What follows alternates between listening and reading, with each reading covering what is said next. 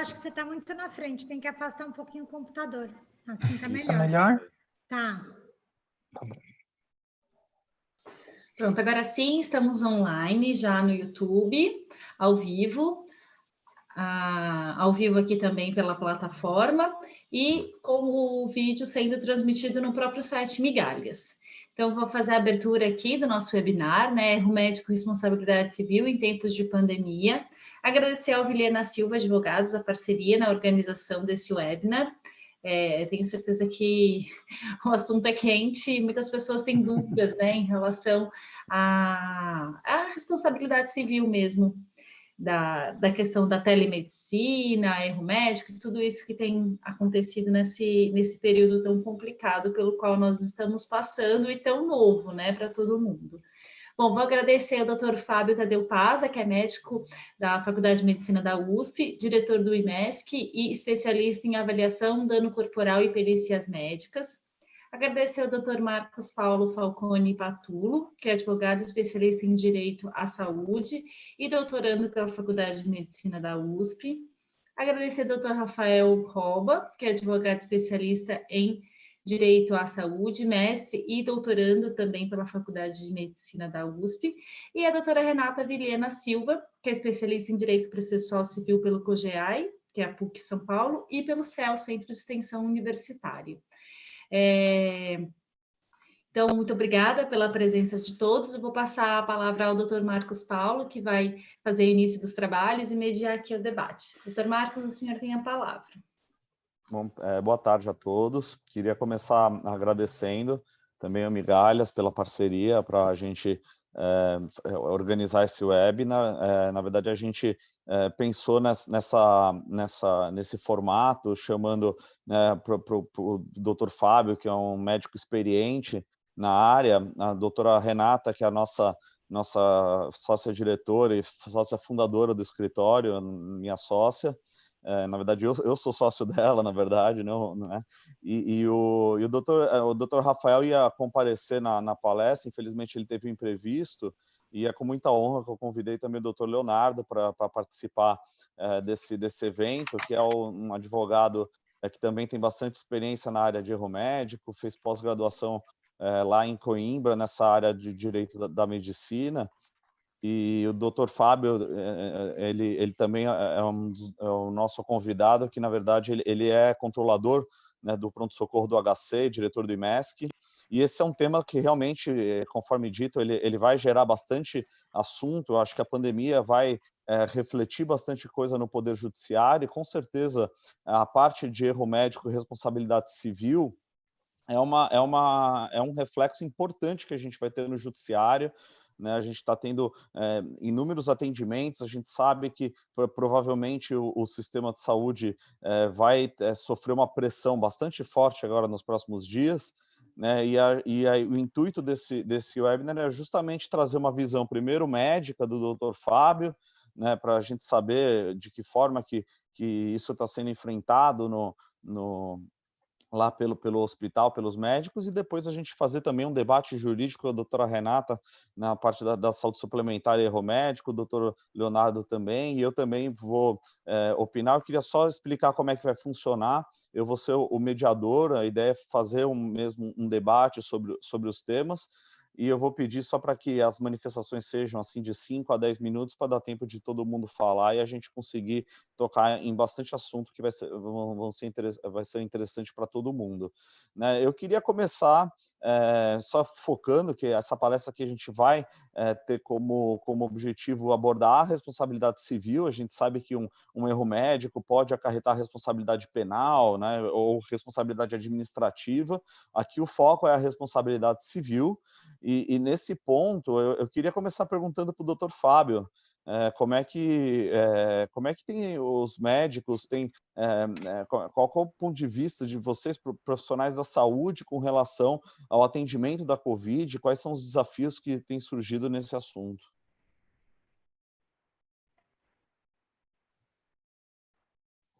Acho que só tem que liberar o microfone, doutor. Obrigado. Agora sim. Primeiro, boa tarde para todo mundo. Acho que estou entusiasmado com a audiência, parece que está muito grande, né? E queria agradecer a oportunidade de falar a respeito do assunto. É uma coisa que está acontecendo ainda, a gente está descobrindo muita coisa, a gente ainda está aprendendo a respeito da doença, aprendendo como trata a doença, como trata os pacientes. Então é uma coisa contínua, é um aprendizado contínuo. Algumas das respostas, elas inclusive vão mudar ao longo do tempo. Eu acho que, principalmente as equipes médicas, o pessoal que trabalha na assistência, o pessoal que trabalha na gerência dos vários serviços de saúde, está todo mundo ciente que a gente vai passar os próximos vários anos atribuindo responsabilidades das decisões que estão sendo tomadas agora, né? Quer dizer, todo mundo tem uma percepção do porvir ainda a respeito da epidemia. A carga de trabalho do sistema de saúde brasileiro. O sistema de saúde brasileiro ele tem dois aspectos.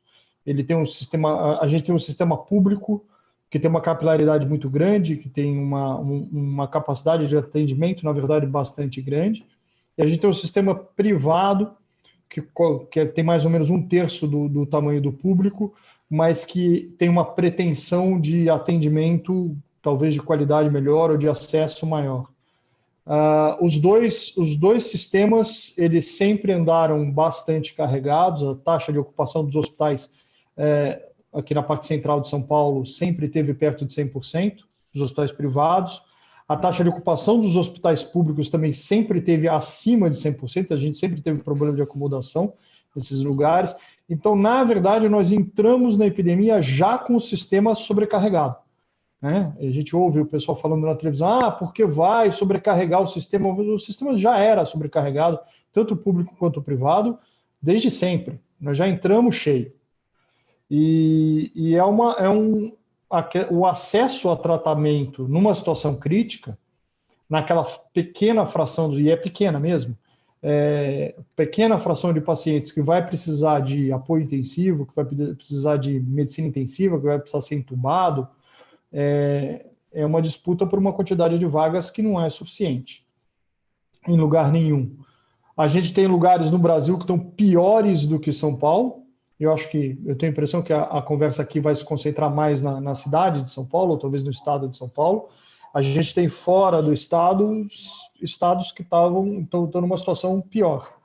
Nesses lugares, talvez a discussão seja até mais crítica, porque nós estamos discutindo pessoas que vão morrer por falta de acesso ao atendimento de saúde.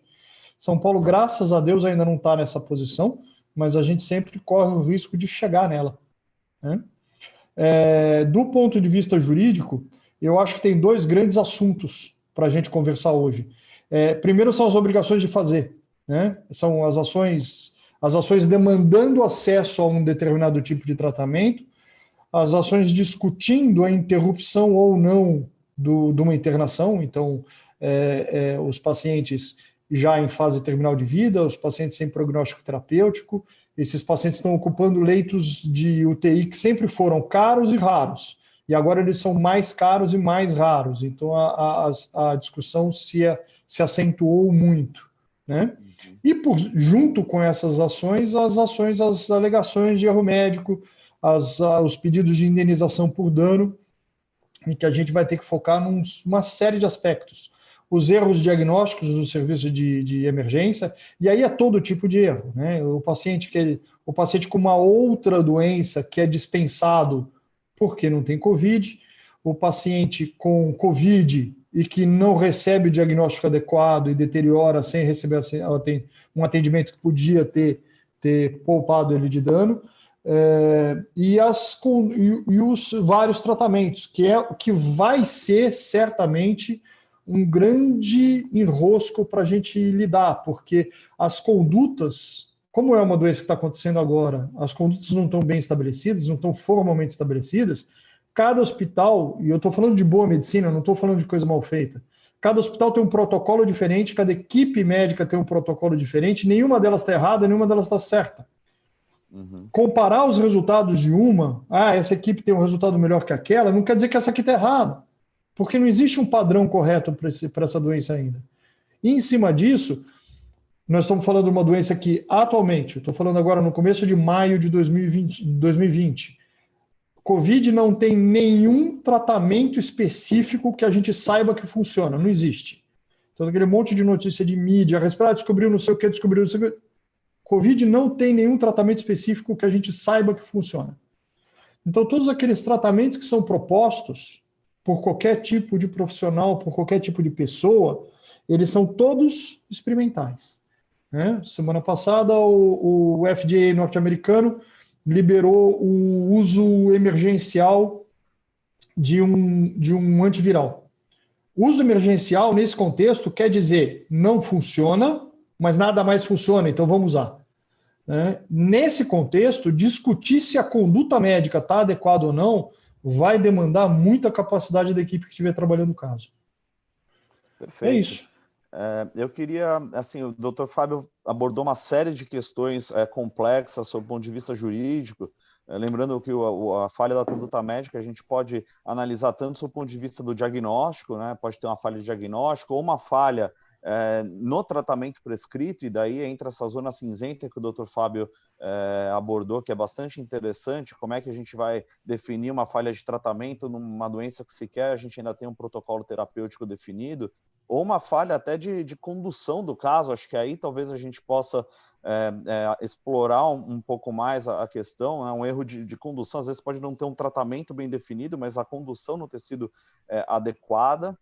Mas eu queria começar explorando com a doutora Renata, assim, a falta de atendimento, né? O doutor Fábio, a primeira coisa que foi abordada olha, nós temos problemas de leito, a gente sabe que vai ter bastante gente procurando o sistema, e isso pode gerar falta de atendimento para os pacientes, tanto na saúde pública quanto na saúde suplementar, e é isso que eu queria começar perguntando para a doutora Renata, qual que é a opinião, né, dela, do ponto de vista jurídico, como é que funciona um paciente que tem um plano de saúde, procura um hospital, às vezes não vai conseguir um atendimento, ou mesmo uma pessoa que não tem do plano procura um atendimento público e também não consegue. Como que funciona a responsabilidade nesse caso, doutora? Olá, boa tarde a todos.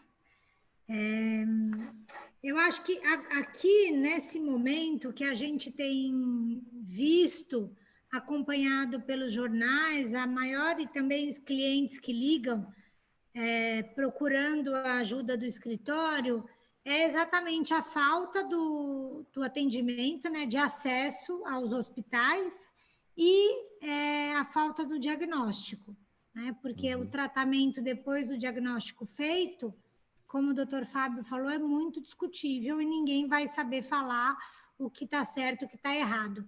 Mas o paciente que tem um plano de saúde, ele tem direito de ser atendido pelo plano de saúde, pelo hospital da rede credenciada. Se o paciente tiver como provar que ele procurou um hospital da rede credenciada e a equipe da rede credenciada não pôde atender, ele tem direito a um atendimento fora da rede credenciada, mas ele vai ter que provar que ele tentou, né, o atendimento na rede e foi impossível, porque o hospital estava cheio ou porque não tinha um leito de UTI que ele precisava, mas isso vai precisar ser provado. Até logo no começo da pandemia, tinha alguns hospitais que tinham um banner, não temos vaga, né? Isso serve de prova, que o paciente foi até lá, procurou um atendimento, tinha um banner, né, da falta de leito, e aí ele teve que procurar um atendimento fora da rede. E aí o plano de saúde, se ele for procurar na justiça, vai ser obrigado a arcar com um tratamento fora da rede credenciada. Mesma coisa na rede pública, o paciente tentou atendimento, foi em vários hospitais, tem os protocolos que ele tentou atendimento na rede pública e não conseguiu, esse paciente vai ter que ser encaminhado para a rede privada e o sistema público vai ter que arcar com os custos. Mas tem que ter a prova, né? Não adianta falar, eu fui no Sírio-Libanês porque o plano que eu tenho direito não me deu atendimento. Não, você vai ter que provar que você tentou, tem que ter os protocolos de atendimento, para aí sim você ter direito ao atendimento fora na rede. Com relação ao erro do diagnóstico, né, o paciente que procura, né, um hospital responsável pelo seu plano de saúde, a gente vê várias situações assim nos jornais. Olha, ele foi procurou o serviço de saúde, recebeu um analgésico e voltou para casa. Depois de 2 dias ele não melhorou, foi de novo, tomou uma injeção, voltou para casa. Então, a equipe médica não fez, né, os exames necessários para descartar o coronavírus. Então, não fez uma tomografia, não fez o próprio exame para ver se ele tinha a doença ou não, e depois ele acaba sendo reinternado, vai para a UTI e acaba falecendo. Então, ele perdeu a chance, né, de ter um tratamento adequado, porque ele buscou aquele atendimento várias vezes e não foi possível. Ele perdeu a chance, né, de ser tratado e de ser curado. Aí, passando esse time, a responsabilidade tanto do plano de saúde como do hospital, né, tem uma cadeia de responsabilidade solidária de todos os agentes aí envolvidos. Esse, eu acho que é o maior problema que as pessoas estão passando hoje em dia, é a falta do diagnóstico, do atendimento adequado para definir, né, qual é a doença, e o acesso à rede credenciada e à rede de tratamento. Perfeito. Esse ponto é bastante interessante que a doutora Renata falou, a questão do diagnóstico, né?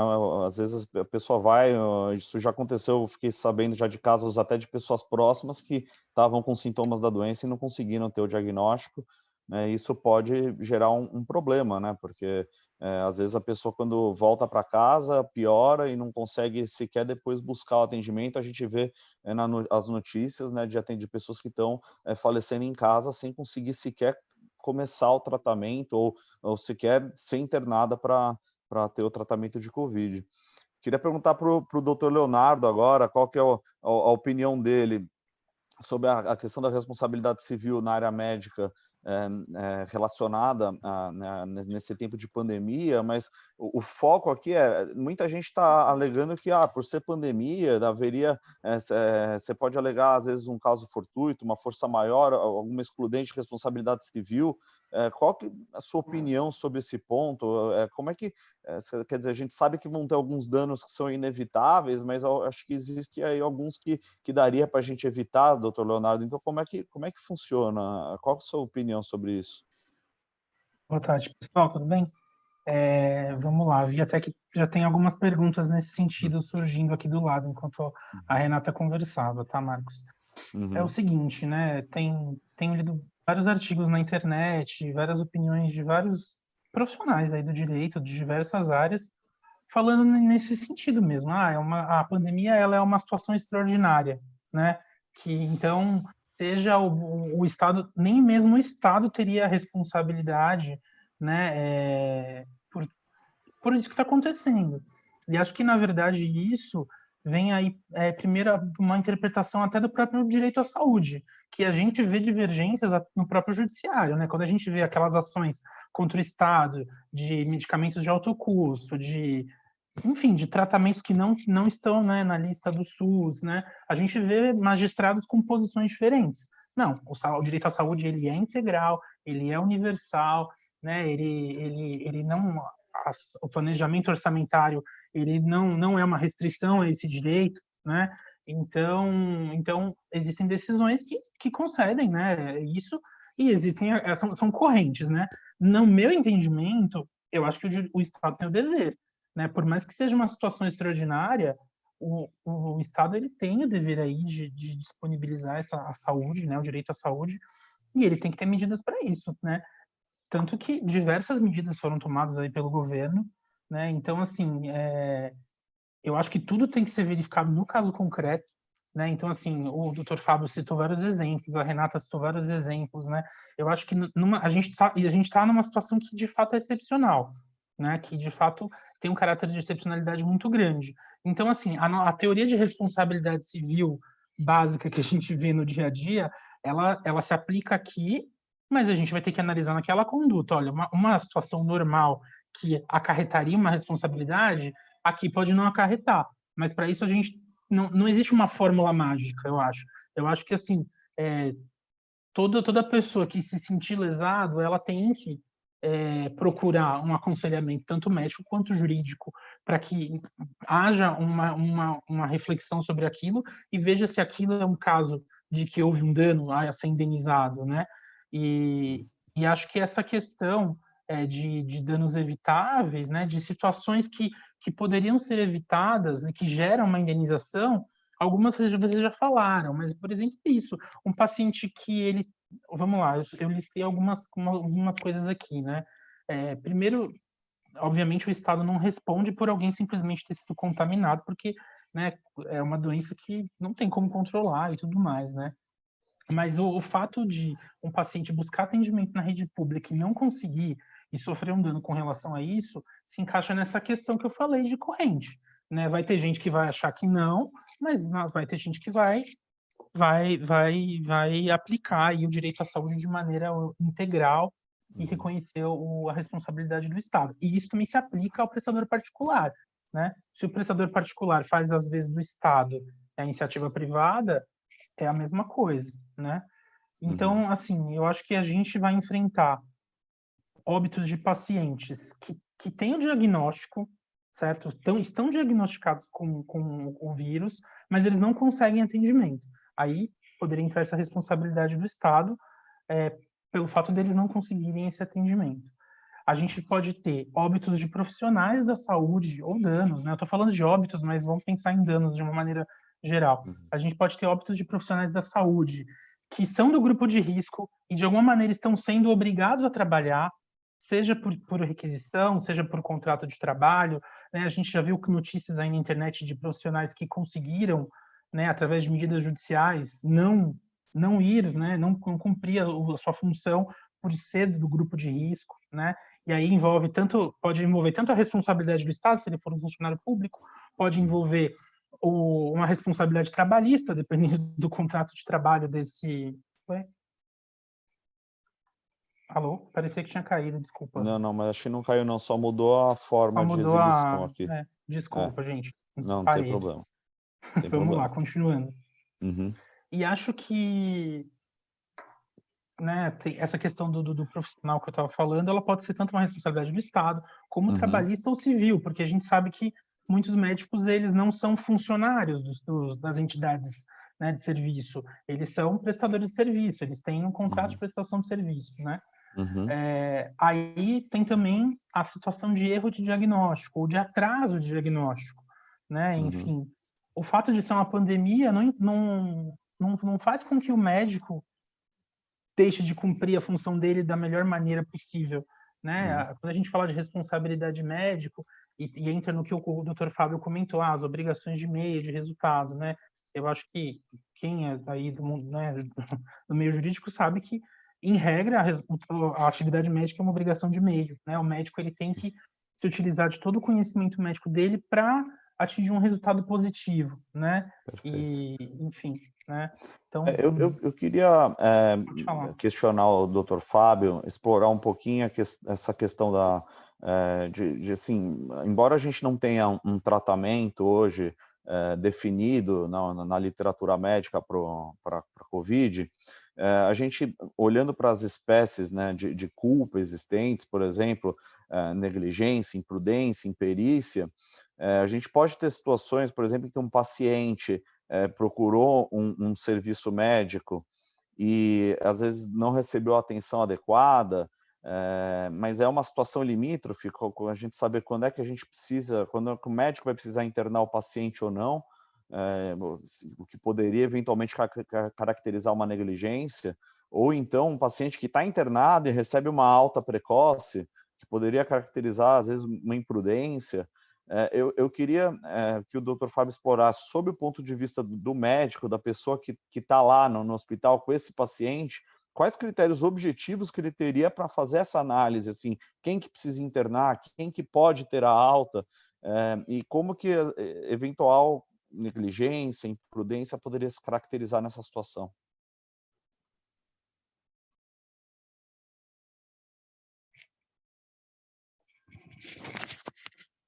Pronto.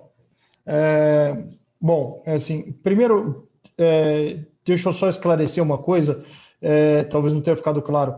Hoje em dia, a gente não tem nenhum tratamento específico para coronavírus, que a gente sabe que funciona. Isso não quer dizer que a pessoa doente não recebe nenhum tipo de tratamento. A gente não tem, em termos mais simples, a gente não tem um remédio que mata vírus, coronavírus.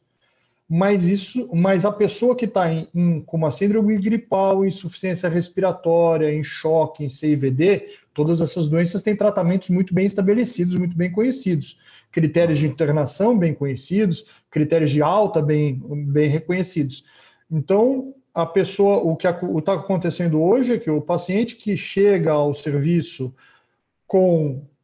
entrando em insuficiência respiratória, e a gente determina que aquela insuficiência respiratória é provocada pelo COVID ou por qualquer outra doença, a gente tem critérios muito claros de essa pessoa precisa ser internada, ela pode ser tratada em casa, ela precisa tomar antibiótico, ela não precisa tomar antibiótico, tudo isso está bem estabelecido há já muito tempo. O que a gente ainda não tem muito claro, ou ainda não descobrimos nada que a gente sabe que funciona, é como tratar o COVID especificamente. Uhum. Isso provavelmente está acontecendo porque a doença, a gente está começando a perceber agora que ela é multifásica. Ela é uma doença viral nos primeiros dias da doença, os primeiros dias após o contato com o vírus, ela é uma doença viral, ela tem características de uma infecção viral, e aí ela é pouco diferente do influenza, ela é pouco diferente de uma enterocolite viral. Depois ela tem uma fase em que ela é inflamatória, era uma doença inflamatória, e aí ela tem um comportamento muito parecido com as doenças inflamatórias, independente de qual agente. E depois ela vira uma doença sistêmica grave, que é quando ela vira o SARS, que vem do nome que o vírus recebeu o nome, é quando ela vira uma doença com distúrbio de coagulação, quando o rim para de funcionar. Então, essas diversas fases, elas precisam de tratamentos específicos, e o médico que está cuidando tem que estar atento. Essa não é uma doença que vai receber um carimbo fácil de estar com a perna quebrada, direito o osso, engessa e é isso aí.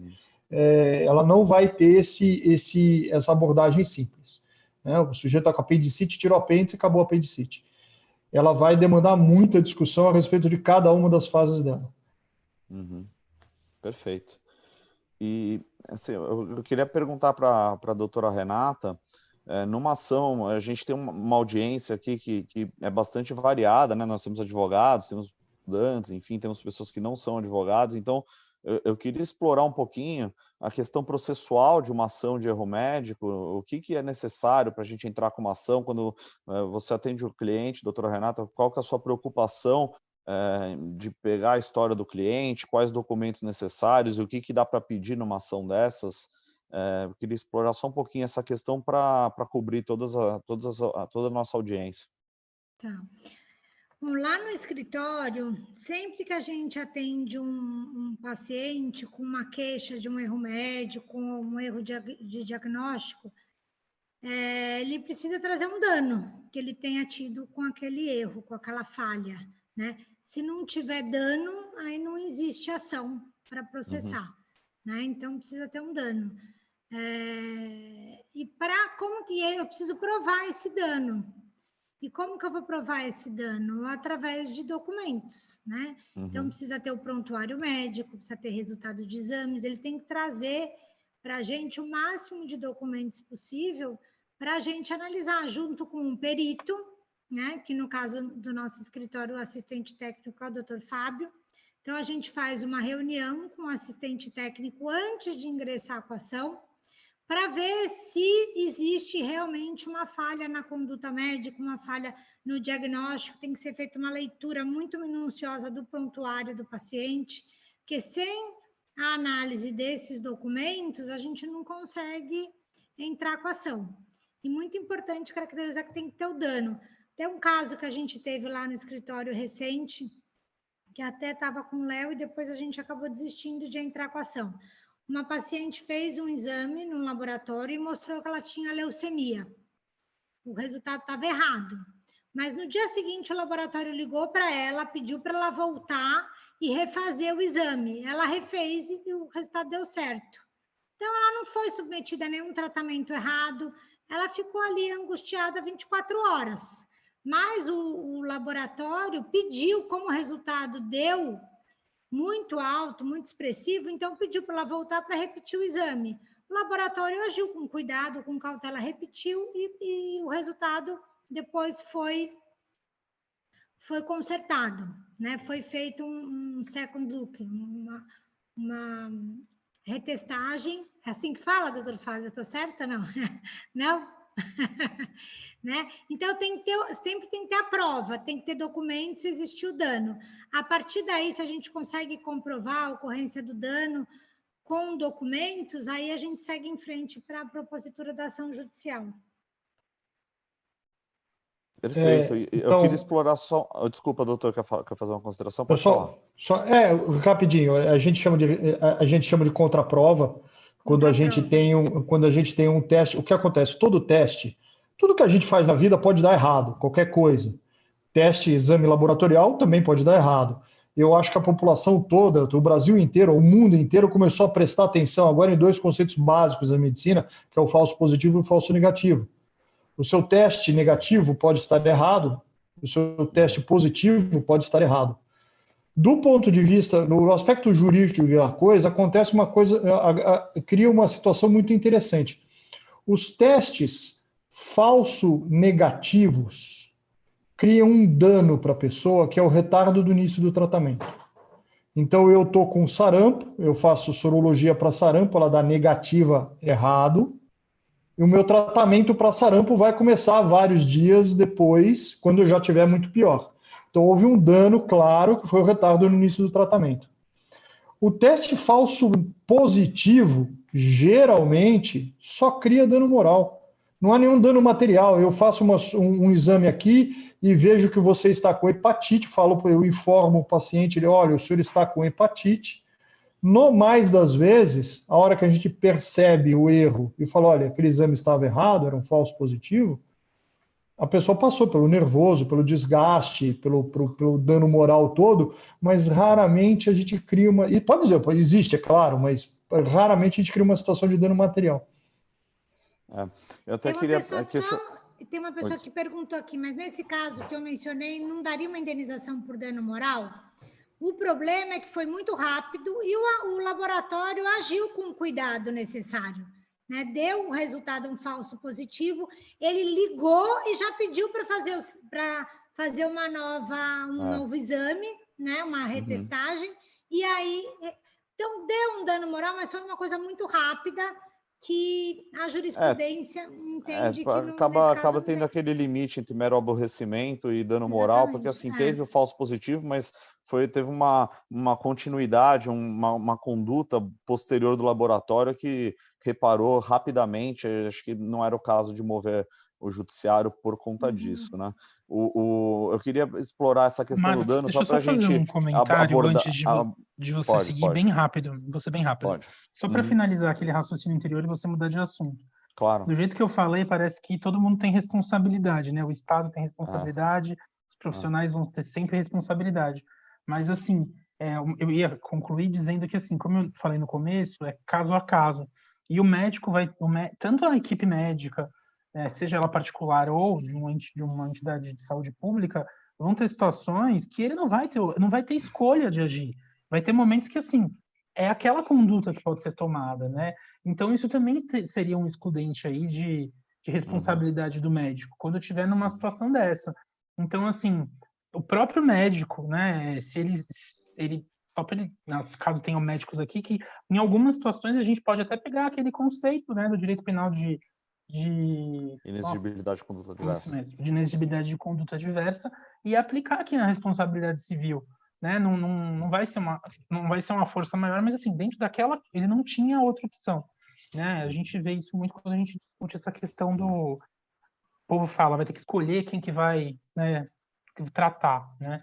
Mas assim, só para finalizar, de maneira nenhuma eu queria deixar claro que assim, o paciente sempre vai ter razão. Não, o paciente tem razão muitas vezes, os profissionais de saúde muitas vezes também. É uma questão de analisar o caso concreto. Vamos seguir agora. Obrigado. O que o doutor Leonardo falou é verdade. Na verdade, assim, numa ação de erro médico, ganha quem às vezes tem a melhor prova, né? A gente precisa ver, né, a questão e depende muito de matéria fática, né? Então, por isso que a análise prévia e cuidadosa da documentação, do prontuário, da situação do paciente, é muito importante para essas ações, porque, de fato, a gente tem que tomar cuidado para não, enfim, não entrar com uma ação E infundada, nessa situação né? excepcional que a gente está vivendo, é uma dica, assim, que, na verdade é uma dica para sempre, mas nesse momento, assim, os médicos eles têm que registrar tudo no prontuário, registrar, assim, olha, o correto era fazer, assim, só deu para fazer isso, né, assim,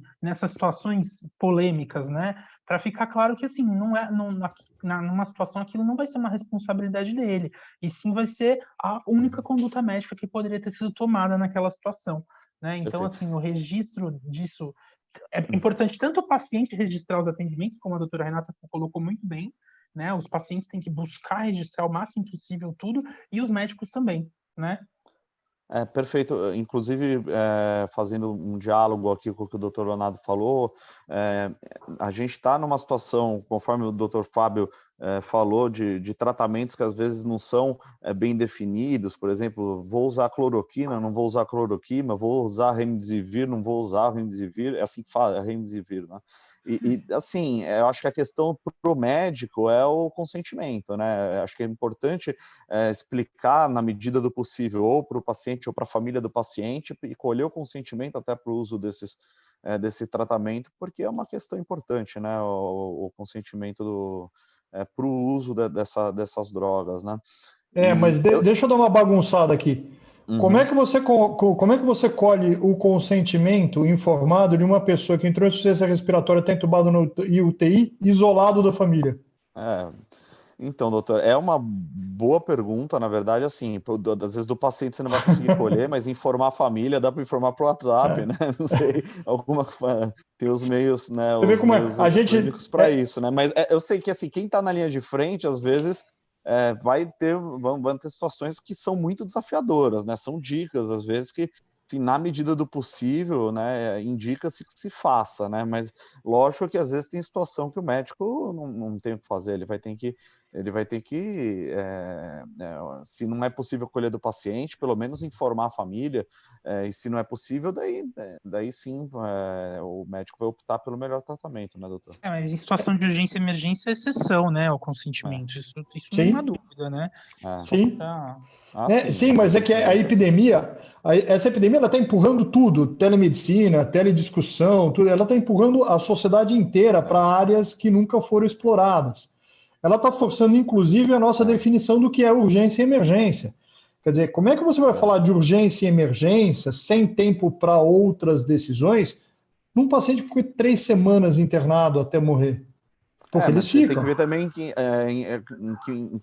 quando que ele entrou em situação de urgência e emergência. Às vezes ele pode estar Entendeu? internado, Quer não ser dizer, ainda uma situação de urgência e emergência, e às vezes precisar de alguma dessas drogas. É lógico que numa situação de urgência e emergência, quando o paciente já está ali, assim, ou em situação de vida ou morte, lógico que a gente tem que usar razoabilidade, você não vai colher o termo, isso sim. o médico, na hora ali de avaliar, ele vai ter que fazer Uhum. essa ponderação, mas assim, tem que ver também quanto tempo ele demorou para entrar nessa situação, né? Eu acho que tem uma situação limítrofe aí Sim. que pode eventualmente gerar uma responsabilização. Né? Eu queria trabalhar também um pouquinho, eu dirijo a pergunta para a doutora Renata, a gente falou em dano, né? Dano material, dano moral, às vezes o paciente pode eventualmente precisar até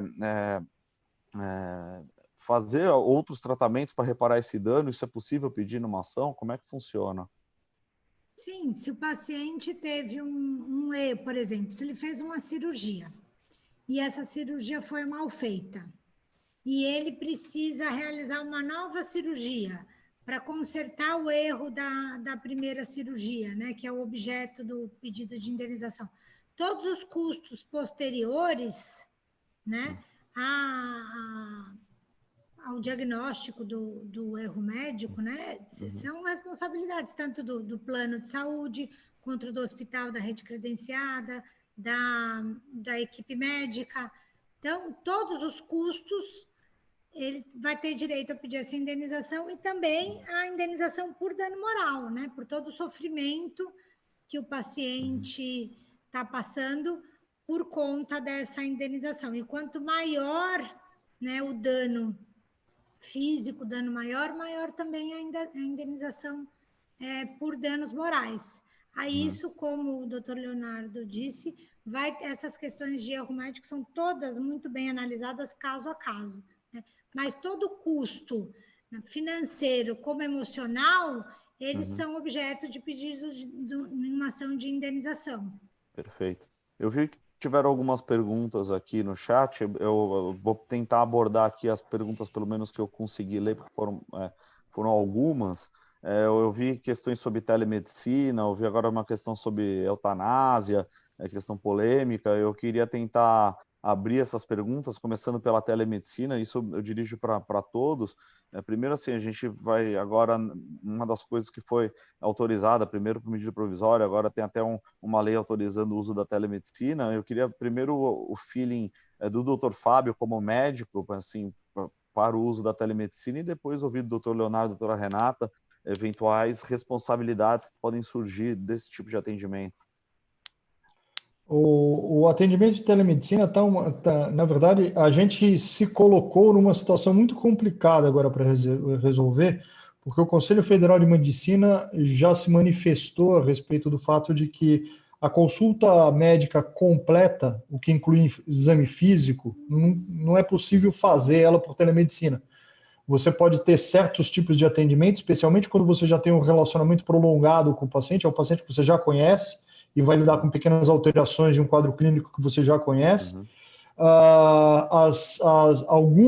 Algumas perícias previdenciárias, por determinação da Previdência Social, estão sendo feitas por telemedicina, mas há um desencontro de decisões entre o Conselho Federal de Medicina, que rege a parte ética profissional dos médicos, e o Ministério Público Federal, que ontem ou 2 dias atrás se manifestou sobre o CFM para que eles não proíbam esse tipo de prática, porque o médico agora está preso entre o Conselho Federal e o Ministério Público Federal, um dizendo que não é para fazer, o outro dizendo que é para fazer.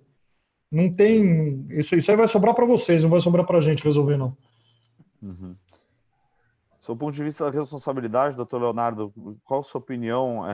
Assim, o que pode gerar de problema o atendimento por telemedicina, né? Porque nós somos advogados, a gente não quer saber o que vai dar certo, a gente quer saber o que vai dar errado. Né? Então, assim, quais problemas que podem dar na telemedicina? Eu acho assim, na minha opinião, a telemedicina atualmente ela está autorizada em caráter excepcional e temporário. O doutor Fábio trouxe aí algumas opiniões, mas assim, do ponto de vista legal, a gente tem uma lei que né, tornou uma portaria do Ministério da Saúde, né, vigente. Teve um veto lá do nosso presidente, afastando, inclusive falando que a competência do Legislativo trata dessa questão, então a gente vai ter uma lei, né, futuramente tratando disso, né, pelo que, se isso vingar, né, vamos dizer assim. E que o grande importante da telemedicina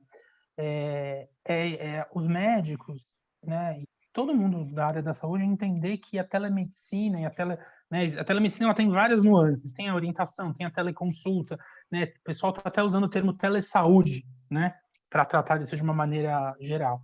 E é muito importante pensar assim, que uma teleconsulta, ela é uma consulta. O médico ele tem os mesmos deveres que ele deveria ter, éticos e legais, tendo atendimento físico ou virtual, né? Então, assim, o médico ele não pode pensar que ou é virtual, então eu tenho menos responsabilidade. Não, você tem mais responsabilidade. Acho que tem mais. Você tem muito mais responsabilidade. Você tem a responsabilidade de explicar para o seu paciente quais são as limitações da sua atuação, né, de maneira virtual e distante. E é importante que todo médico, ao iniciar um atendimento por telemedicina, né, por telesaúde, ele esclareça isso para o paciente. Olha, a gente está fazendo um atendimento virtual, existem limitações, né? Você consente que esse atendimento siga dessa maneira, você entende essas limitações e você consente isso, né? É muito importante que os médicos façam isso, né? Do ponto de vista ético e legal. Eu acho que... E também, assim, eu já ouvi muitos médicos falando, então, se o paciente tiver algum problema, eu não vou poder fazer nada, né? Porque eu estou atendendo só virtual. Não, se o seu paciente tiver alguma complicação que você precisar ir lá pessoalmente e não te ter como ser virtual, você vai ter que ir lá, né? Então, assim, eu acho que podem ter algumas negligências médicas aí, de médicos que acham que isso é uma forma de ganhar dinheiro, né? O grande problema da telemedicina é esse. A telemedicina, ela vem para ajudar, né? A telemedicina, ela é uma maneira de se exercer a medicina que ela tem que ser vista como uma maneira de ajudar, tanto a relação médico-paciente, né? De ajudar lugares que não têm profissionais, que não têm tecnologia, né? É isso que a telemedicina é, e ela tem que ser vista assim. E não como a gente vê no Instagram, muitos médicos utilizando disso para gerar receita só, né? Então, eu acho que assim, os problemas que vão surgir com a telemedicina são os mesmos que já existem no dia a dia, mas mais agravados. É uma relação médico-paciente que tem mais problemas, que vão ter mais conflitos por conta desse distanciamento pessoal, né? Tá. Eu acho que é isso. Assim, eu sou um pouco estranho quando a gente começa a falar, mas eu vejo a telemedicina no mesmo tipo de situação do atendimento do paciente na rua ou dentro do metrô, o que seja. Como todo mundo, eu tenho a obrigação de prestar socorro para uma pessoa que está numa situação de perigo de vida, o que seja.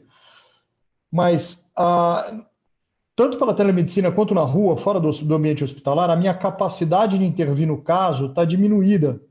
E a minha responsabilidade não diminui na mesma proporção. Então, são situações ruins de você atuar como médico. Quer dizer, eu tenho ali uma pessoa que está numa parada respiratória, eu não tenho carrinho de parada, não tenho desfibrilador, não consigo entubar a pessoa. A responsabilidade fica complicada de navegar nesse tipo de momento. Você tem uma capacidade de intervenção diminuída. A telemedicina cria a mesma situação. A tentativa de fazer diagnóstico sem olhar ao vivo, cores, tocar o paciente, escutar ele adequadamente, limita a minha capacidade de atuação sem diminuir minha responsabilidade. É uma situação frágil. Perfeito. Eu queria fazer uma pergunta à doutora Renata relacionada à telemedicina, porque eu já ouvi, já li algumas coisas a respeito na relação plano de saúde médico, porque já ouvi dizer que o plano de saúde vai querer pagar menos para o médico por conta do atendimento ser por telemedicina. Tem várias justificativas para isso, mas uma delas é que às vezes a plataforma que vai ser usada vai ser fornecida pelo plano, ou então que o atendimento não é da mesma forma como é no presencial, os custos não são os mesmos. Eu queria saber a opinião da doutora Renata, se justificaria o médico receber menos, ou eventualmente, acho que para o consumidor vai ser uma situação difícil o plano pagar menos, porque tem às vezes a previsão contratual do valor da consulta, e o próprio ANS já disse que a telemedicina não é um novo procedimento, né? Seguiria a mesma regra da consulta presencial, mas e na relação médico-plano? Isso justificaria pagar menos ou não, doutora? Qual a sua opinião? Poxa, eu acho um absurdo, porque os médicos que dependem de atendimento de plano de saúde já recebem tão pouco, né? Tem, às vezes, R$100 por consulta, R$30, né? R$40, então vai pagar menos quanto? Né, os valores já são muito baixos para os médicos que dependem dessa receita dos planos de saúde. Mas aí vai ser uma negociação, né, entre os médicos e o plano de saúde. Né? O plano de saúde vai ter que oferecer esse serviço para o consumidor. Né? Os planos de saúde têm que oferecer atendimento, né, na telemedicina.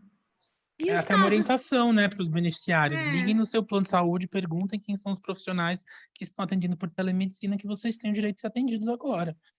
Eu fiz eu acho que não por tem telemedicina. Eu acho que assim, tem muita gente que precisa dessa consulta por telemedicina, precisa de receita, tem acompanhamento médico, né? Então, as pessoas não podem ficar sem ir no médico, são do grupo de risco, então tem que usar telemedicina para ajudar. Né? E não tem por que os planos de saúde pagarem menos, os valores já são tão baixos, eu acho que o médico tem que ser remunerado, e os planos não podem ficar sem esses médicos credenciados, porque eles têm que prestar o serviço.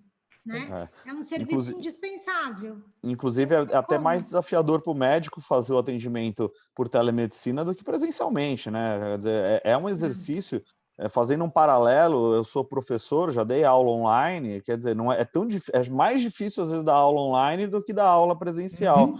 O médico é mais ou menos o mesmo raciocínio, né? Como é que você vai diagnosticar, ajudar esse paciente, via online, Estabelecer às uma vezes é relação mais de desafiador, confiança, né?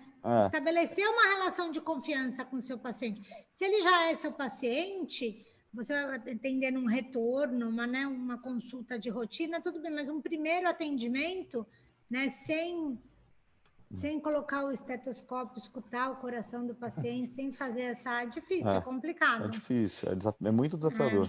É bem desafiador. Eu sou cirurgião, sem colocar a mão no paciente, eu não consigo conversar com ele. Então. Eu acho que o ato médico não pode ser desvalorizado por ser telemedicina, pelo contrário, acho que até para que o Instituto seja cada vez mais usado e mais útil, acho que é importante manter a remuneração no mesmo patamar atual, né? Teve uma pergunta sobre a eutanásia, eu acho que é um tema bastante polêmico, né? Que dá assim, um aqui no Brasil ela é, né, considerada crime, fazer outra reunião só por isso.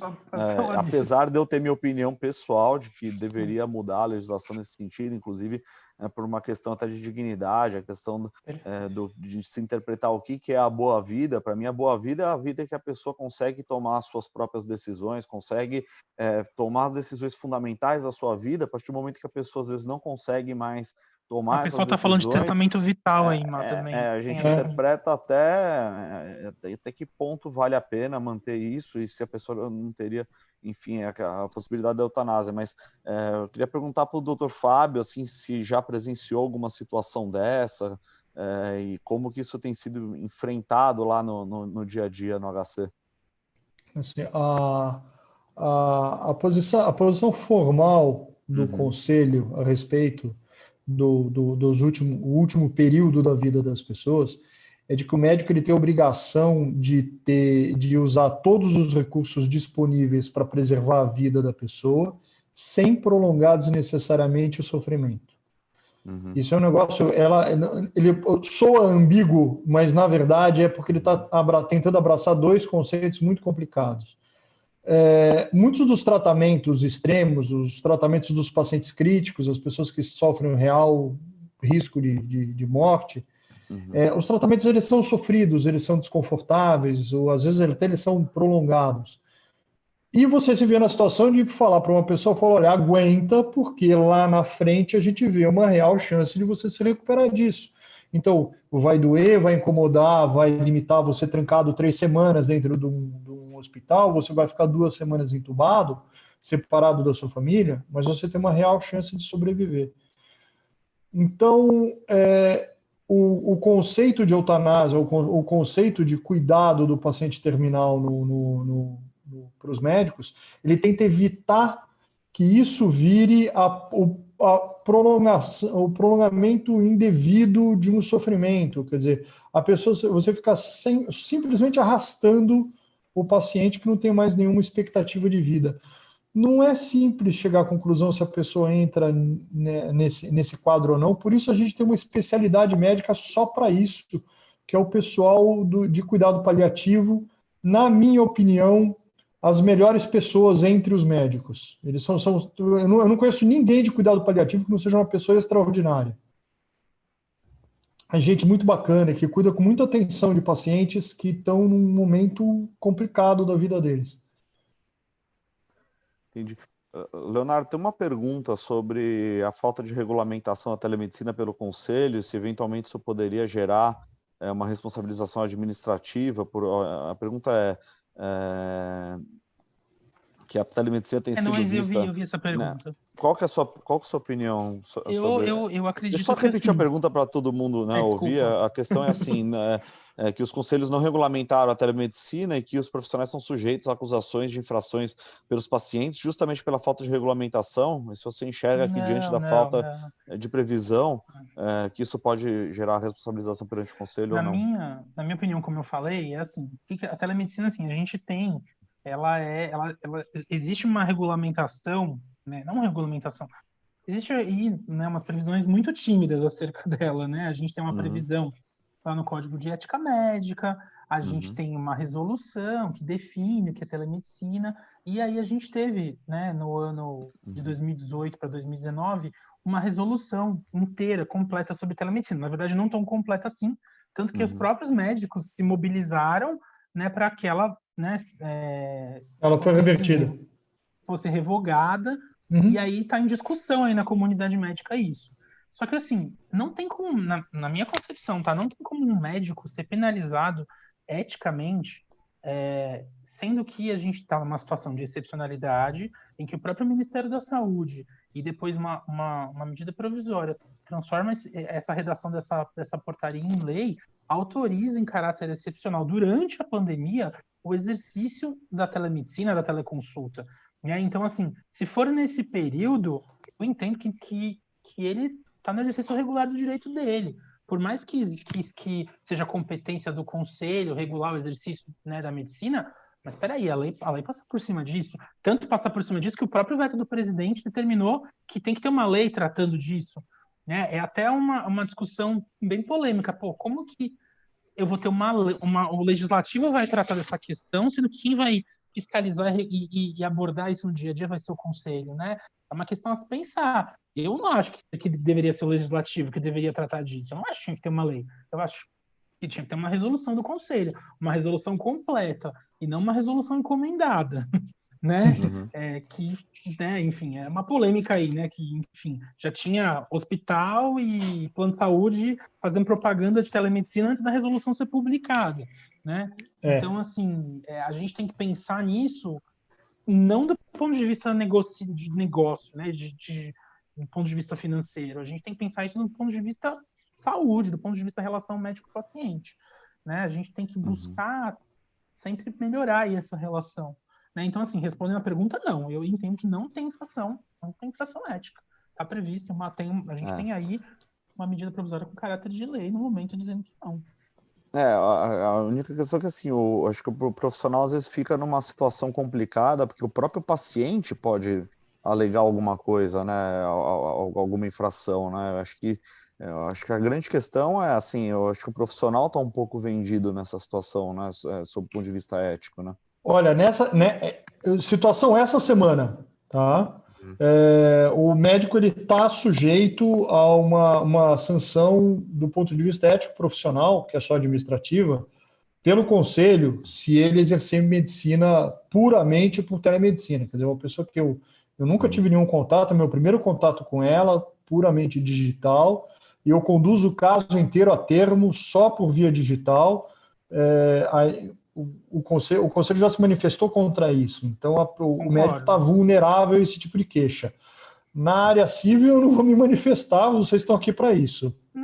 Doutor Fábio, na verdade, assim, a previsão que a gente tem atualmente no Código de Ética é essa, você sabe muito bem. Não pode ter primeiro atendimento, né, na regra geral. Isso. É uma regra geral que né, na CNTP ela está vigente, né?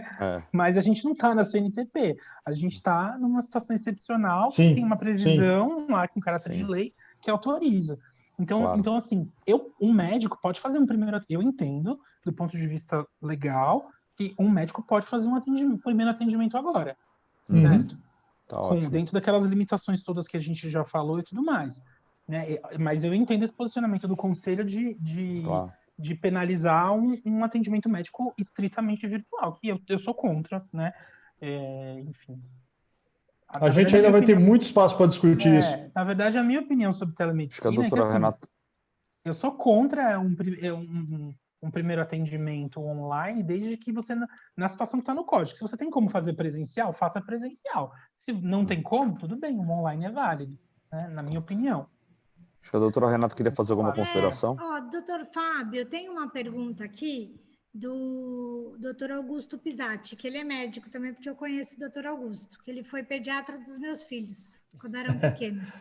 O doutor Augusto está perguntando, nos casos dos pacientes que ele atende, por exemplo, casos mais leves, mas com algum diagnóstico de gripe, coisa assim, e ele é do grupo de risco.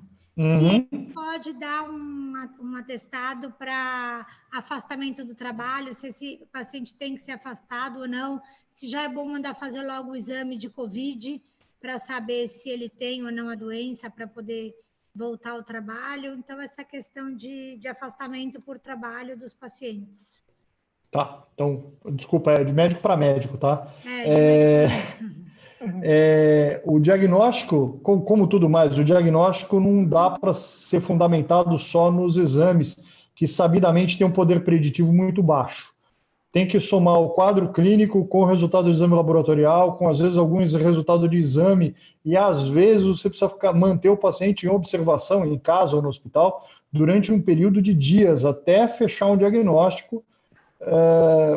Perante um paciente com um quadro, uma síndrome gripal leve, que não está tendo repercussão sistêmica, você deve, agora, no meio da epidemia, você primeiro deve se certificar de que não é outra coisa para as quais a gente tem tratamento. Então, por exemplo, nos lugares que atendem maior volume desses pacientes, a gente rapidamente faz sorologia de dengue, sorologia para influenza, porque você consegue, às vezes, tratar alguma outra coisa. Nos pacientes em que você não conseguiu fixar isso, no meio da epidemia, você deve isolar o paciente. Por quanto tempo ainda é uma questão em aberto. A gente sabe que os pacientes que são subclínicos, o período de incubação é entre 5 e 14 dias. Então, você provavelmente vai isolar o seu paciente durante um período desses. E aí entra toda a questão trabalhista, de como é a condição desse paciente de ficar sem trabalhar durante 5 dias, de ficar sem trabalhar durante 14 dias, que você tem que navegar caso a caso. Outra pergunta, doutor Fábio, que posso rapidinho, Marcos.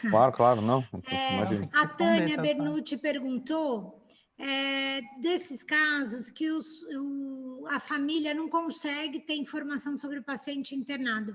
Eu já ouvi mesmo vários relatos, 15 dias o paciente lá internado em isolamento e a família não tem nenhuma notícia durante a internação do paciente. É responsabilidade do hospital informar Isso é uma falha todos os dias, né? É uma falha de informação. Isso é uma falha grosseira de prestação de serviço. Assim, inclusive do ponto de vista humano, você deixar a pessoa está com uma doença grave, uma doença potencialmente fatal, num quadro crítico às vezes, você deixar a família do paciente 2 semanas sem informação a respeito do que está acontecendo é inclusive cruel.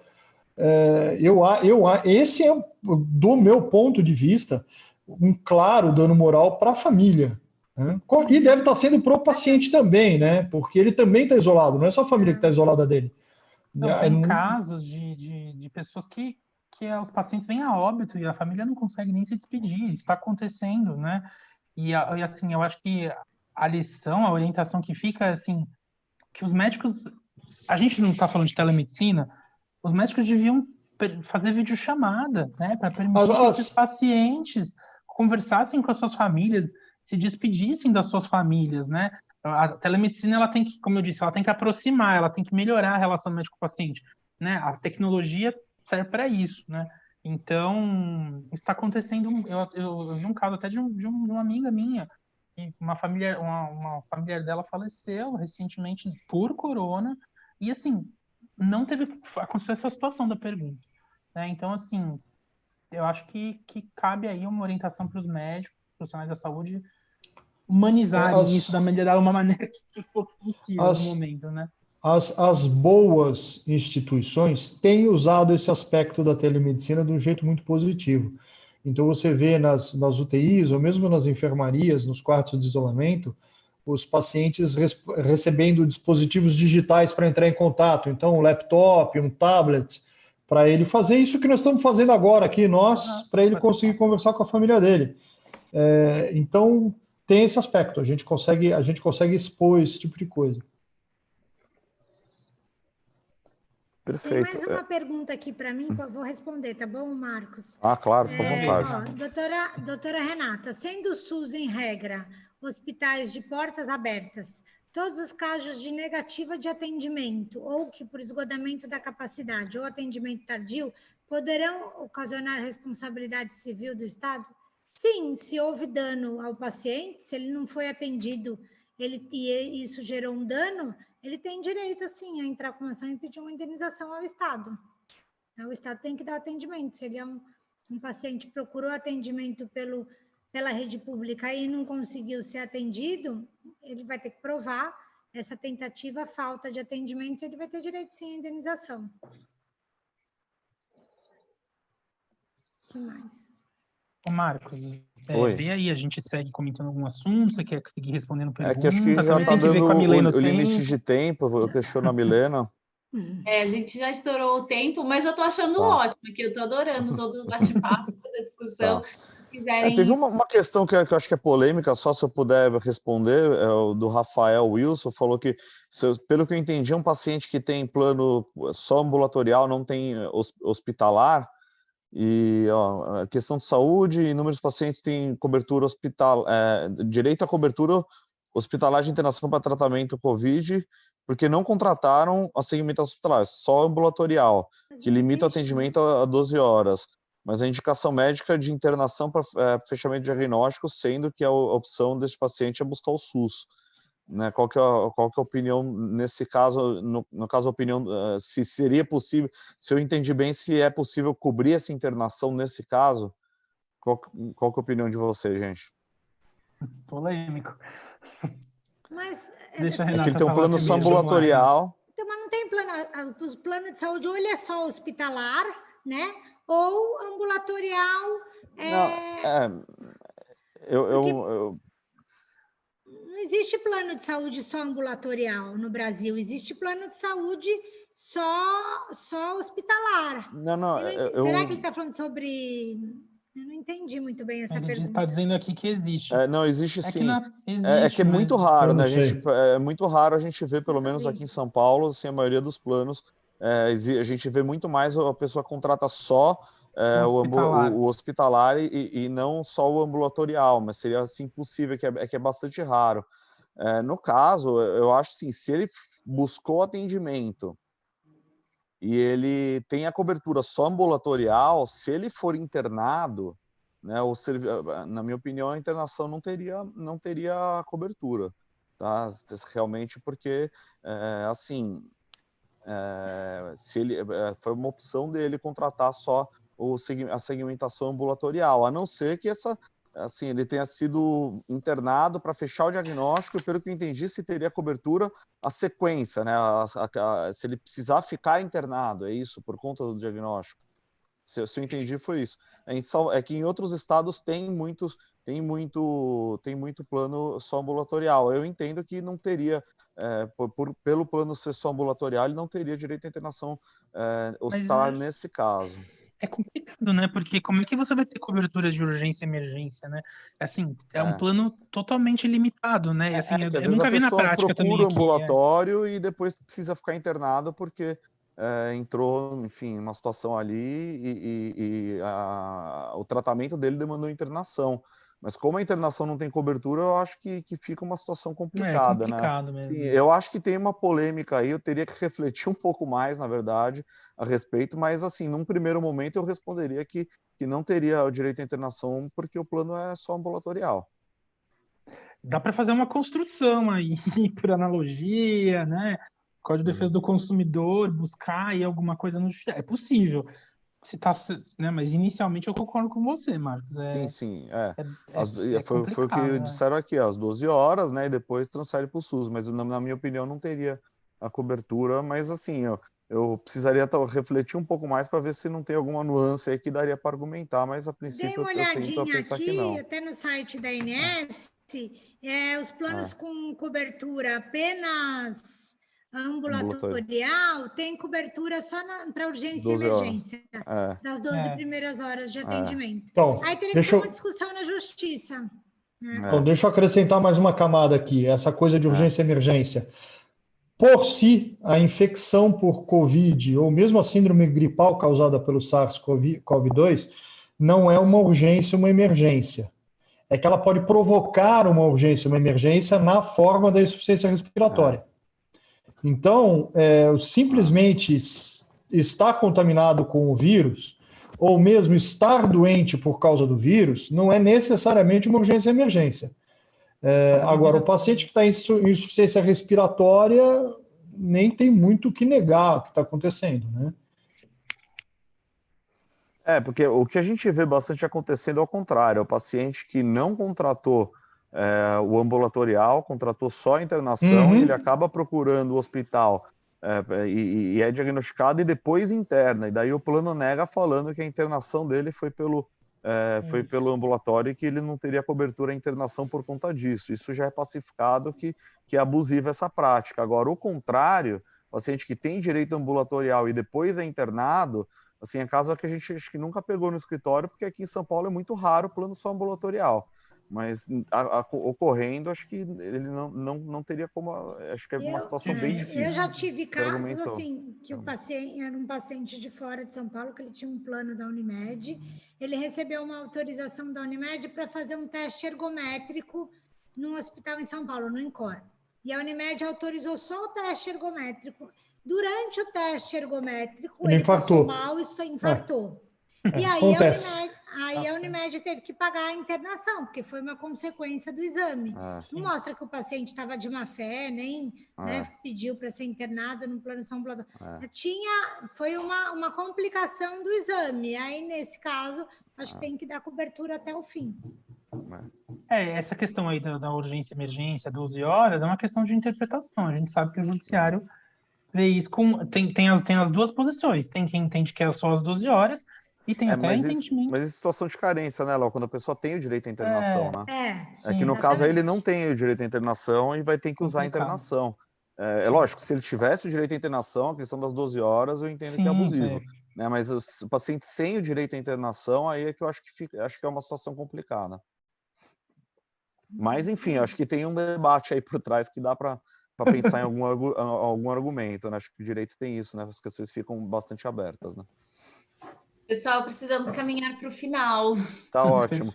Bom, gente, eu agradeço a todos que se inscreveram, que mandaram perguntas. Espero a gente tenha respondido a indagação de todo mundo. Agradecer ao Dr. Leonardo, ao Dr. Fábio, a doutora Renata, a Milena, ao Migalhas, e para mim foi muito proveitoso. Aproveitei, foi uma honra ter participado.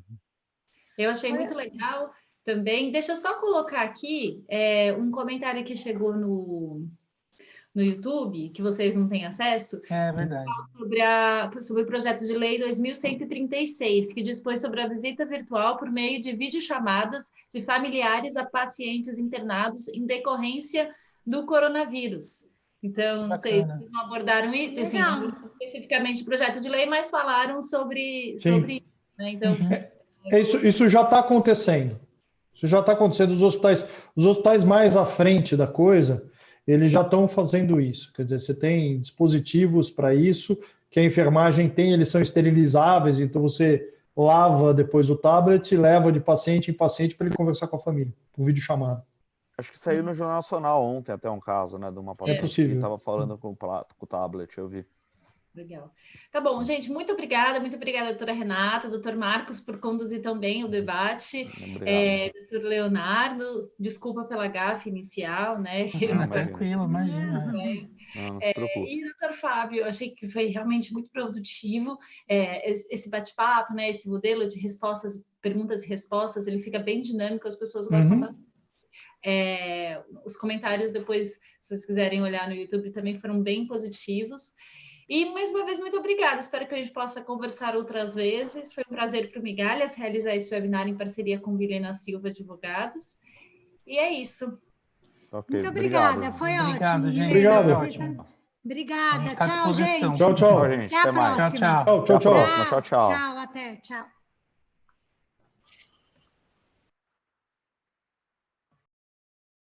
Então, só lembrando, né, que o webinar ele fica gravado no nosso canal do YouTube, é youtube.com/TV Migalhas. Todos os webinars que o Migalhas tem realizado ficam disponíveis na playlist Webinars. Muito obrigada pela presença de cada um de vocês aqui. Amanhã a gente tem um webinar de manhã e à tarde, então eu conto com a presença de todos. Muito obrigada, até a próxima. Tchau.